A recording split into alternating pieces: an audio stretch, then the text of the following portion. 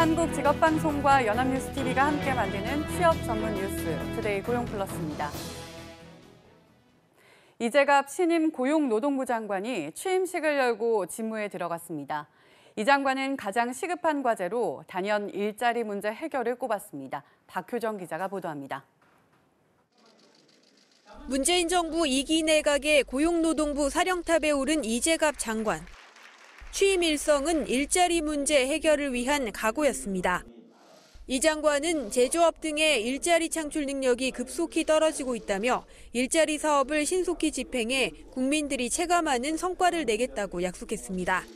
일자리를 찾는 청년과 사람을 구하는 중소기업에 대해서는 그 어느 때보다 든든한 지원군이 될 수 있도록 노력하겠습니다. 여성들이 출산과 육아로 인한 경력 단절을 겪지 않고 신중년이 더 많이 일할 수 있도록. 노동 존중 사회를 표방하는 문재인 정부의 고용노동 장관으로서 떠안은 과제는 이뿐만이 아닙니다. 우선 물꼬를 튼 노사정 사회적 대화를 발전시켜 나가는 게 숙제입니다. 새로 출범한 사회적 대화기구에 경영계와 양대 노총뿐 아니라 청년과 여성, 소상공인들도 참여하는 가운데 의미 있는 합의를 끌어내기 위해 이들을 하나로 통합해야 하는 것도 이 장관의 몫입니다. 노사, 청년, 소상공인 등 다양한 이해관계자들과 신뢰를 쌓고 우리 사회의 산적한 노동 현안을 해결할 수 있도록 긴밀히 소통하겠습니다. 연내 비준을 목표로 하는 국제노동기구 ILO 핵심 협약의 국내 비준도 중요 과제로 꼽힙니다. 단결권을 보장하고 강제노동을 금지하는 협약 비준을 위해선 국회 협조가 필요한 만큼 관련법 개정 작업도 속도를 낼 것으로 보입니다. 연합뉴스TV 박효정입니다. 정부가 그동안 골머리를 앓았던 전동휠이나 킥보드 같은 개인형 이동수단에 대한 안전, 주행 기준을 마련하기로 했습니다. 또 한 지붕 두 가게, 쇼빈숍의 허용 요건도 완화하기로 했는데요. 현장 밀착형 규제 혁신으로 관련 산업을 발전시키고 일자리 창출에 나선다는 계획입니다. 서영석 기자입니다. 남녀노소 할 것 없이 인기를 얻고 있는 전동휠과 전동 킥보드는 도로법상 스쿠터처럼 취급돼 차도에서만 달릴 수 있습니다. 생활에 편의를 더할 수 있는 신기술이 속속 등장하고 있지만 법이 따라가질 못한 겁니다. 정부는 현장 밀착형 규제 혁신 방안을 발표하고 관련 산업 활성화와 일자리 창출에 나서기로 했습니다. 개인형 이동수단 같은 신산업 분야의 회색지대엔 안전기준을 마련하고 제조, 대여 등의 관련 산업을 활성화하기로 했습니다. 식품위생과 관련한 업종 간 벽을 허물어 골목 상권도 지원합니다. 층이나 벽으로 분리돼 있어야만 허용됐던 복합 매장을 내년 6월부터는 임시 칸막이와 선으로만 구분하면 열 수 있습니다.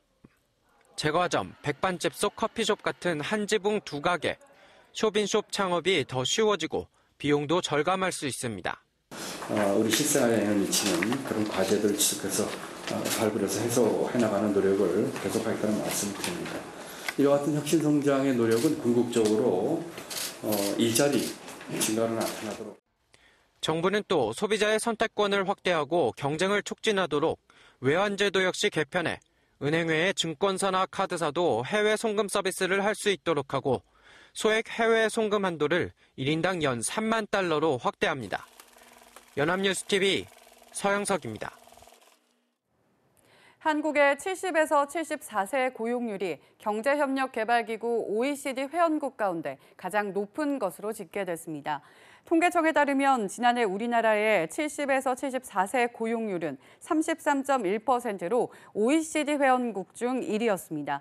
이는 2위 멕시코보다 4.8%포인트 높은 것이자 OECD 평균인 15.2%의 2배를 웃도는 겁니다. 또 65세에서 69세 고용률은 45.5%로 52.3%인 아이슬란드에 이어 2위로 한국 고령자의 고용률은 2000년 이후 꾸준히 상승한 것으로 분석됐습니다. 이는 노후 기반이 충분치 못한 노인들이 생활비 마련을 위해 활동을 계속하고 있기 때문으로 풀이됩니다. 정부가 7월 발표한 신혼부부 청년 주거지원 방안 후속 조치로 28일부터 신혼부부와 유자녀, 청년, 한부모 가구를 대상으로 주택 도시기금의 구입 및 전세대출 혜택을 확대합니다. 주택 도시기금 구입자금 대출의 경우 신혼부부는 소득 제한이 연 6천만 원에서 7천만 원으로 높아지고 대출 한도는 2억 원에서 2억 2천만 원으로 늘어납니다. 또 자녀 수에 따른 우대금리를 적용하고 2자녀 이상 가구의 대출 한도는 2억 4천만 원으로 상향 조정합니다. 전세자금 대출도 신혼부부의 경우 대출 한도가 수도권 2억 원, 지방 1억 6천만 원으로 확대합니다. 백화점과 홈쇼핑 같은 대형 유통업체들의 입점업체 상대 수수료 갑질이 여전한 것으로 드러났습니다. 홈쇼핑의 경우는 10,000원어치를 팔면 평균 3,000원가량을 수수료로 받았고 백화점들은 중소기업에 더 높은 수수료를 받아냈습니다. 보도에 한상용 기자입니다. TV 홈쇼핑들이 입점업체를 상대로 지난해 받아낸 판매 수수료는 평균 29.8%, 10,000원어치를 팔면 3,000원 정도를 가져간다는 얘기입니다. 업체별로는 CJ가 32.1%로 가장 높았습니다. NS와 롯데, 현대도 30%가 넘었고 수수료율도 뛰었습니다. 실제 수수료율은 전년도와 비교해보면 백화점의 경우 소폭 감소했지만 TV 홈쇼핑은 0.6%포인트 증가한 것으로 나타났습니다. 백화점의 경우 평균 판매 수수료율은 21.6%로 전년에 비해 찔끔 내린 대신 인테리어, 판촉비 명목으로 각종 비용을 납품업체에서 받아 챙겼습니다. 특히 납품업체의 매장당 인테리어 비용 부담액은 현대백화점이 5,400만 원으로 가장 높았고 롯데, 갤러리아도 5천만 원이 넘었습니다. 백화점들은 또한 대기업인 납품업체에는 21.4% 수수료율을 적용하면서 중소기업에는 1.7%포인트 높은 23.1%를 물렸습니다. 백화점 수수료율은 대구동화가 23.0%로 가장 높았고 롯데와 현대, 신세계 등 대형 백화점 3사도 비슷한 수준입니다. 전체 업태별로는 TV 홈쇼핑이 수수료가 가장 비쌌고 이어 대형마트, 백화점, 온라인몰의 순이었습니다.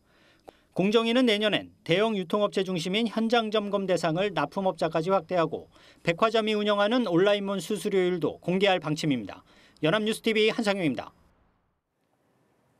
이르면 내년 5월 인천국제공항을 통해 들어오는 내 외국인들은 입국하면서도 면세점 쇼핑을 할 수 있을 전망입니다. 이야기 나온 지 15년 만에 바뀌는 것이지만 면세 한도는 그대로인데다 담배와 검역 대상인 농식품은 팔지 못해 업계 반응은 썩 밝지 않습니다. 정선미 기자입니다. 오랫동안 갑론을박 이어져온 입국장 면세점이 이르면 내년 5월 인천공항에 시범 도입됩니다. 문재인 대통령의 검토 지시 한 달 반 만에 정부가 도입 방안을 최종 결정한 겁니다. 오늘 안건들은 모두 혁신 성장 노력의 일환으로 마련된 것입니다. 입국장 면세점 도입 방안, 새로운 수요와 새로운 시장을 창출함으로써 일자리를 만들어 나가겠다고 하는 것입니다.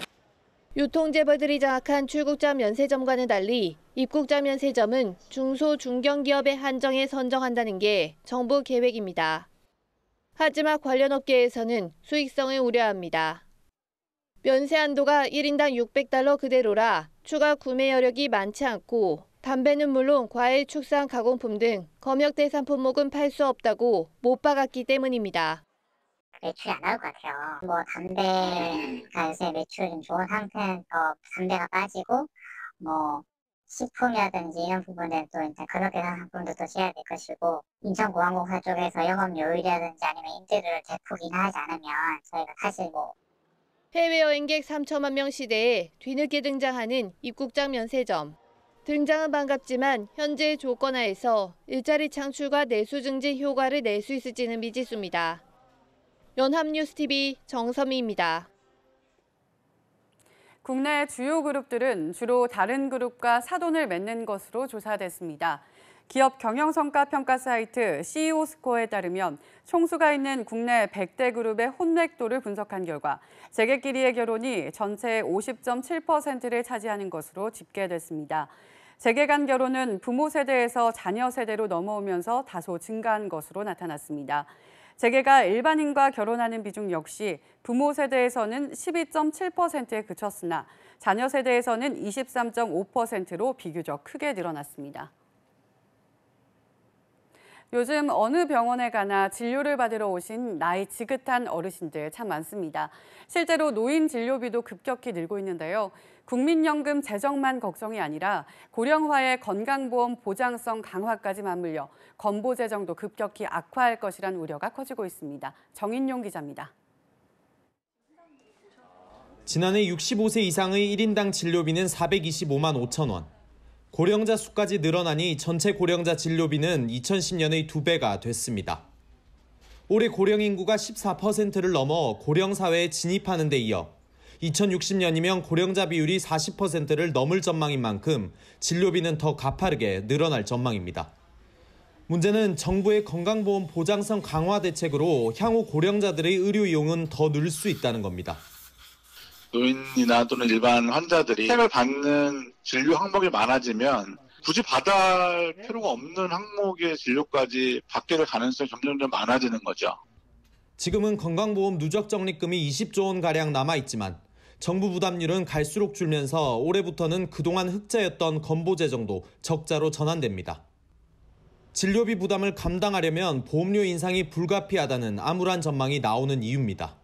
보험료를 적게 내고 상당히 좋은 혜택을 점점 받으니까 되게 좋은 것 같지만 결국은 그 부담은 언젠가는 다 국민들한테 고스란히 다 오는 거죠. 결국은 보험료를 높이는 방향으로 가게 될 공산이 상당히 크고요. 건보 재정 내실화를 위해선 의료정책 초점을 치료에서 예방으로 전환하고 가벼운 질환은 동네 병원을 찾도록 의료체계를 바꾸는 것은 물론 각종 부정에 따른 건보 재정 누수를 막아야 한다는 지적입니다. 연합뉴스TV 정인용입니다. 요즘 기업들은 스펙보다는 실무 능력을 갖춘 인재를 선호하죠. 4차 산업혁명 시대에 필요한 정보통신 분야 인재를 키우는 대학 아닌 전문 과정이 내년 국내에 선을 보입니다. 전통적 대학 졸업장보다 현업에 투입할 기술 인재를 원하는 기업과 학생의 관심을 끌 것으로 보입니다. 한지희 기자입니다. 학생들이 IBM의 인공지능 프로그램 왓슨을 이용해 미니 로봇을 만듭니다. 프로그램을 직접 기획하고 친구들과 의견을 나누며 새로운 구동 방식을 개발해냅니다. 블루칼라나 화이트칼라가 아닌 4차 산업혁명 시대를 이끌 뉴칼라 인재들입니다. 4차 산업혁명 시대에 접어들면서 전통적 생산, 사무 관련 인력 수요는 줄고 있지만 모든 산업 분야에 걸쳐 사이버 보안 같은 첨단 기술 관련 인력 수요는 꾸준히 늘고 있습니다. 이런 추세에 맞춰 정부와 민간 기업이 손잡고 4차 산업혁명에 필요한 인재를 양성하는 프로그램 피테크를 내년 국내에 도입합니다. 피텍은 2011년도 미국에서 이제 처음 세워졌고요. 그 이후에 호주라든지 모로코, 싱가포르, 타이완 등이 확산이 됐는데 한국은 6번째로 이제 피텍 학교를 전 세계에서 만들어줬고 내년 3월 문을 여는 피테크는 고등학교 3년, 전문대 2년을 연계한 5년제 통합교육 과정으로 운영됩니다. 국내에서는 3명 컴퓨터고등학교와 경기과학기술대가 오는 11월 신입생 52명을 모집하는데 현재 중학교 3학년 학생들부터 지원할 수 있습니다. 졸업생들은 따로 드는 비용 없이 전문학사 학위를 받을 수 있고 산업계 파트너 기업에 취업할 때도 1차 서류 전형을 면제받을 수 있습니다. 4차 산업혁명 시대에 접어들면서 취업을 하려면 대학을 나와야 한다는 고정관념, 가치관에도 변화가 생기고 있습니다. 연합뉴스TV 한지희입니다.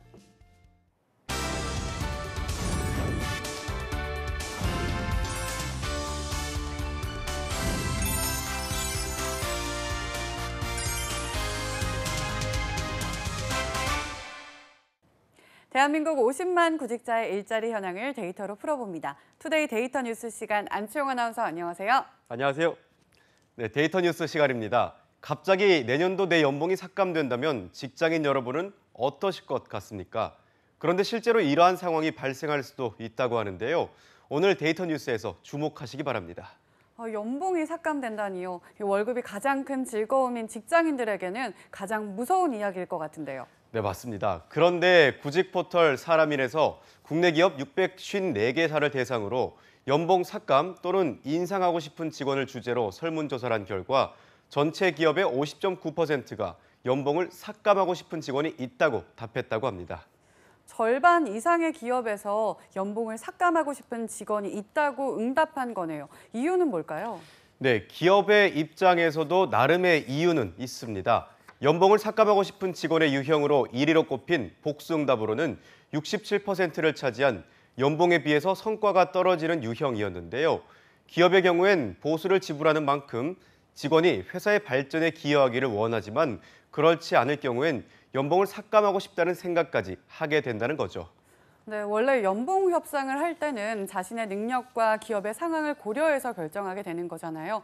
기업의 입장에선 그 직원의 가치를 보고 연봉으로 투자를 하는 건데 그에 준하는 능력을 발휘하지 못한다면 결국 손해기 때문에 그런 생각을 할 수 있을 것 같다는 생각이 듭니다. 네, 그렇습니다. 또 능력만큼 중요한 것이 바로 성실함인데요. 나태한 태도로 분위기를 흐리는 유형 역시 57.4%가 응답해서 연봉을 삭감하고 싶은 직원의 유형 2위를 차지했습니다. 3위는 38.7%가 꼽은 상습, 지각, 조퇴 등 근태가 좋지 않은 유형이었는데요.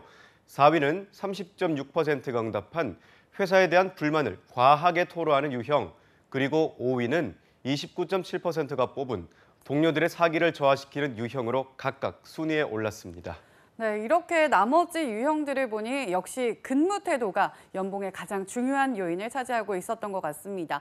성실하지 못하면 업무 효율은 물론 사내 분위기까지 망칠 수 있으니 기업 차원에서도 이 부분을 중점적으로 봤다는 생각이 듭니다. 네, 다른 유형들 역시 회사의 분위기를 흐릴 수 있는 경우였는데요. 행동은 하지 않고 말로만 일하는 유형, 또 고집이 세 동료들과 타협이 없는 유형, 사내 정치에 과도하게 신경 쓰는 유형, 불법 행동 등으로 회사 이미지를 실추시키는 유형 역시 연봉을 삭감하고 싶은 직원의 유형에 뽑혔습니다. 그렇군요. 그런데 이렇게 연봉 삭감까지 고려할 정도면 기업별로 연봉이 아깝다고 생각한 직원이 꽤 있었던 건가요? 네, 적지는 않습니다. 전체로 따지면 이러한 직원은 평균 17%를 차지하는 것으로 나타났는데요. 그래서 연봉을 삭감하고 싶은 직원이 있다고 답한 기업 중 46.2%는 실제 다음 연봉 협상에서 연봉 삭감을 고려하고 있는 것으로 조사됐습니다. 연봉을 깎지 않더라도 복수 응답으로 40.2%는 직속 상사가 구두 경고를 하기로 했는데요. 그 외에도 18.6%는 승진 대상자에서 제외시키겠다고 밝혔고 13.8%는 심할서 제출을 요구하기로, 또 13.5%는 인사팀에서 경고하겠다고 응답했습니다. 또 10.2%는 직무, 근무지 등을 재배치하겠다고 밝혀서 연봉이 아니더라도 다른 방식으로 불이익을 줄 계획인 것으로 조사됐습니다. 네, 그렇군요. 그런데 막상 실제 연봉이 깎이거나 인사상 불이익을 받게 된다면 오히려 업무 효율이나 사기가 더 떨어지게 될까 봐 그 점도 참 우려스러운데요. 네, 그렇습니다. 하지만 다행히도 대부분의 기업이 불이익보다는 보상에 후한 편인 것 같습니다. 기업 중 77.8%가 연봉을 인상해주고 싶은 직원이 있다고 답한 거죠. 네, 다행히 연봉을 삭감하고 싶은 직원보다 올려주고 싶은 직원이 더 많다는 거네요. 어떤 유형의 직원일까요? 시청자들에게도 참 좋은 참고가 될 것 같은데요. 네, 지금부터 전해드리겠습니다. 앞서 연봉을 삭감하고 싶은 직원 유형의 1위는 업무 성과가 떨어지는 유형이었는데요. 역으로 생각해보시면 성과가 뛰어난 유형은 연봉을 올려주고 싶은 직원 1위에 올랐습니다.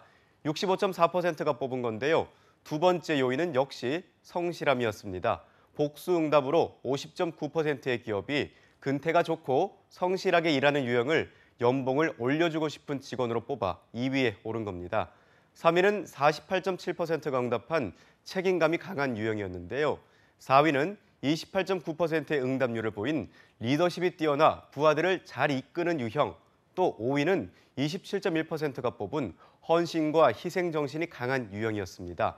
그 밖에도 전문 지식을 갖춘 유형이 18.7%, 자기 개발을 열심히 하는 유형이 14.7%의 응답률을 보여 순위에 올랐습니다.